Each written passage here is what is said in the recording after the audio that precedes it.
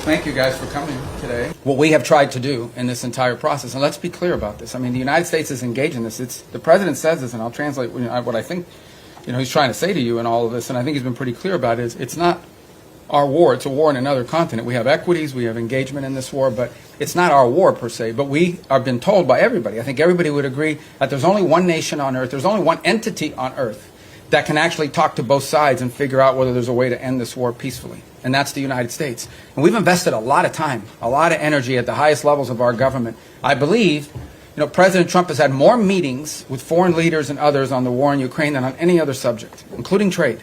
He's invested a lot of time. Steve and Jared have invested time. I've invested time. The Vice President, the Secretary of War, others, Secretary of Treasury, and more have invested a tremendous amount of time and energy in this. And what we're trying to figure out here is what can Ukraine live with and what can Russia live with, sort of identify what both sides' positions are and see if we can sort of drive them towards each other to some agreement. Wars end generally in one of two ways. Surrender by one side for another or a negotiated settlement. We don't see surrender anytime in the near future by either side, and so only a negotiated settlement gives us the opportunity to end this war. A negotiated settlement requires two things: both sides to get something out of it, and both sides to give something.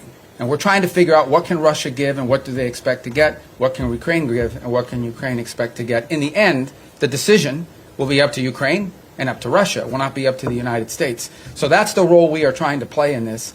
And that's why you see so many meetings going on. This is not about imposing a deal on anybody. It is about determining what both sides expect and need to have and what both sides are prepared to give in return for it, and figuring out whether we can have those two overlap. And of course that takes a lot of time and a lot of hard work.